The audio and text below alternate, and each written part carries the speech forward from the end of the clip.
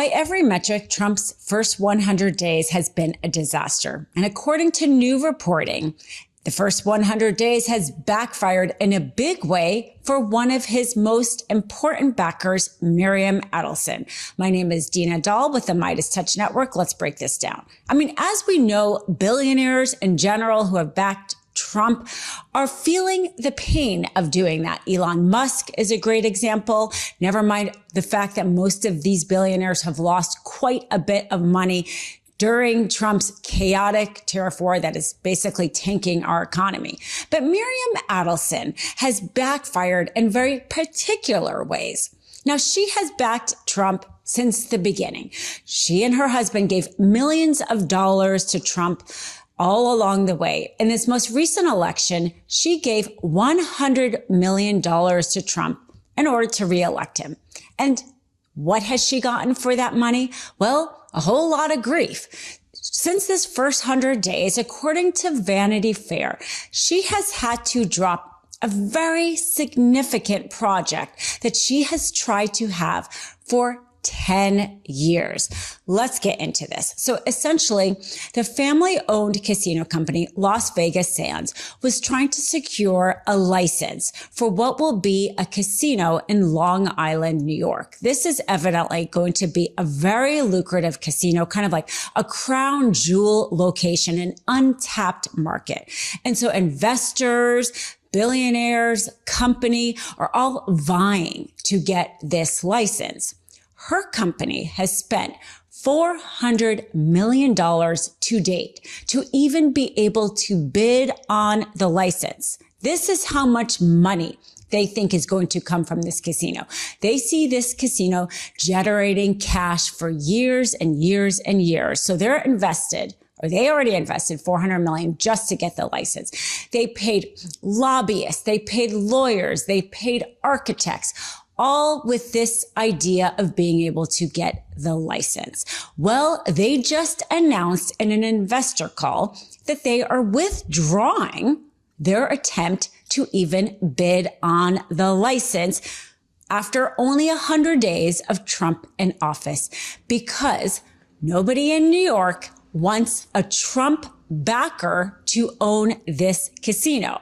Now, Governor Kathy Hochul told Vanity Fair, essentially, or her office told Vanity Fair, that they do not get involved in the licensing, that this will be up to the Gambling Commission. And that is true. The Gambling Commission is the one who ultimately will look at the bids and decide who to grant the bid to.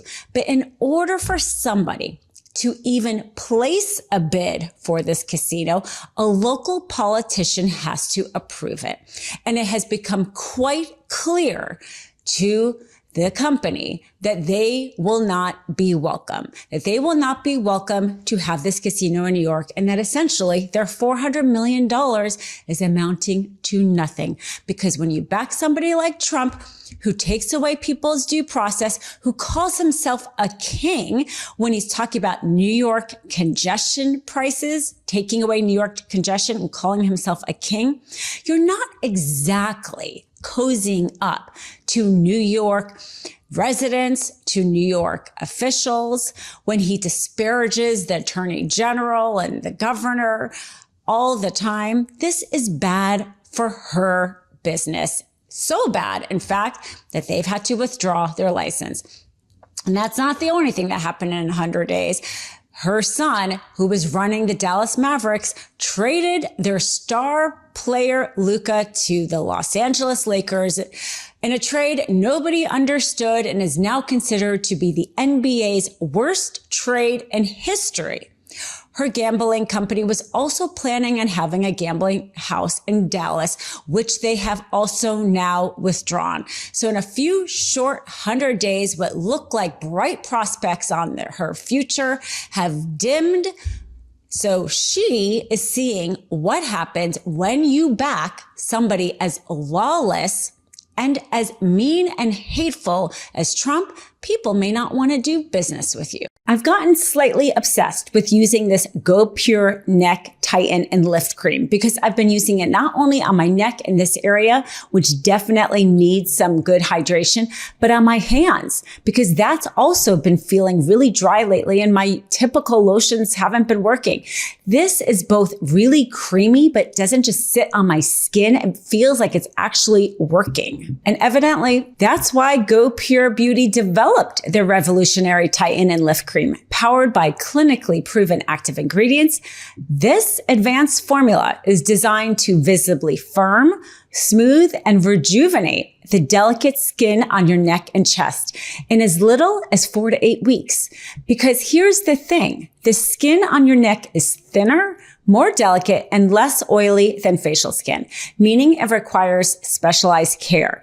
Go Pure's firming complex targets the unique concerns of the neck while nourishing and strengthening your skin for a more lifted, youthful look. For a limited time, our listeners get 25% off Go Pure with code MISTRIAL at checkout. Just head to gopurebeauty.com mistrial. Use code mistrial and you're all set. And after you buy, do us a favor. When they ask where you heard about Go Pure, tell them it was from our show. With over 1 million jars sold, this beauty secret is no longer a secret. For a limited time, our listeners get 25% off Go Pure with code mistrial at checkout.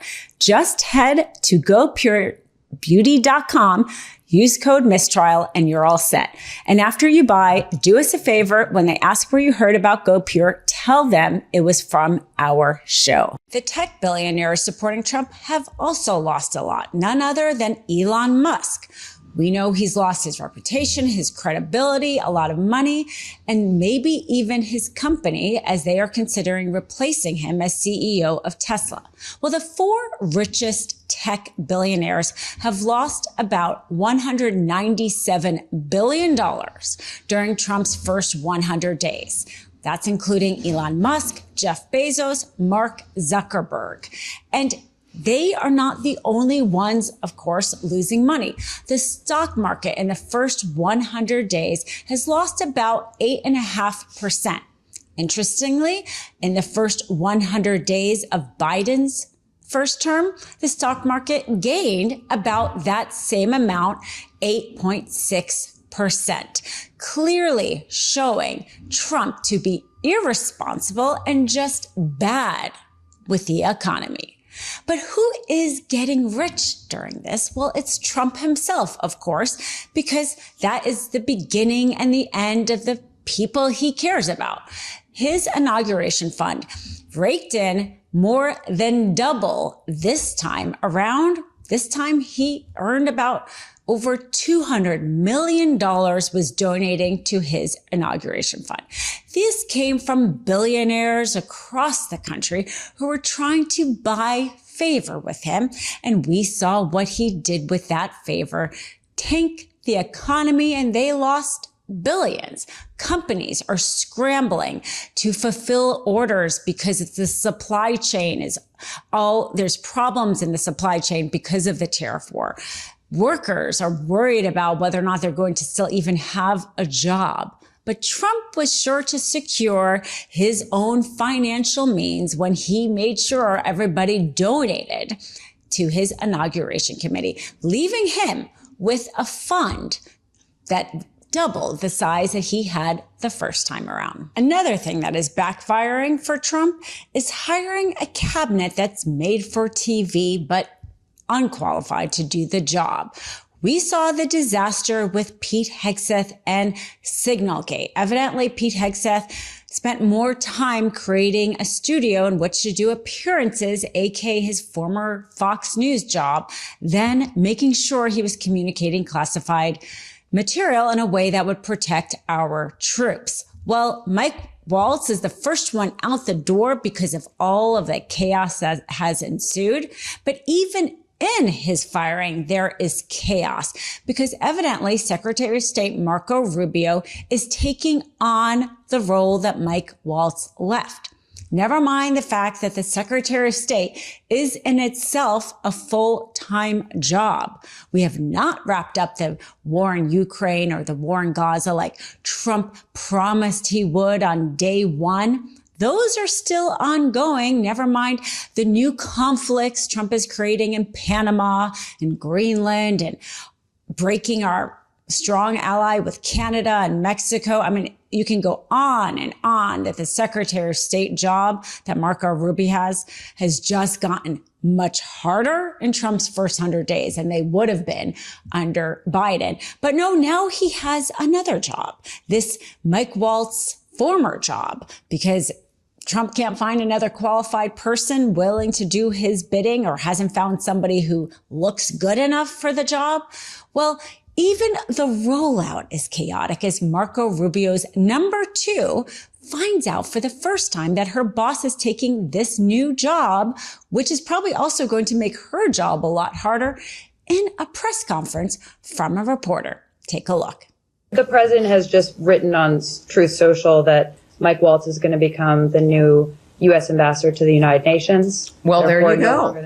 Fabulous. And in addition to that, he says that in the interim, Secretary of State Marco Rubio will serve as national security advisor while continuing his strong leadership at the State Department. Do you know how long he's going to be serving in both roles? It is clear that I just heard this from you. This is the magic. No heads up that this was coming. I have some insights as to the potential of certain things that might happen. But when the president, and this of course is all presidential decisions, right? So I'm with the State Department. It is, as I think would be clear to all of you, you don't want to get ahead of your skis in drawing conclusions or speculating about what may occur. And you can have a general sense of what's possible. And then you see that manifest usually. But I think the one thing I've learned is that things don't happen until the president says they're going to happen. So the fact that is, which was obviously Truth Social. Yeah. So that is the miracle of modern technology and the social media. The one consistency around Trump is chaos and unqualifiedness. This harms, yes, his backers and all of us. My name is Dina Doll with the MeidasTouch Network. Be sure to free subscribe to get updated on all the latest developments. Love this video? Continue the conversation by following us on Instagram @MeidasTouch and help us blow past 1 million followers.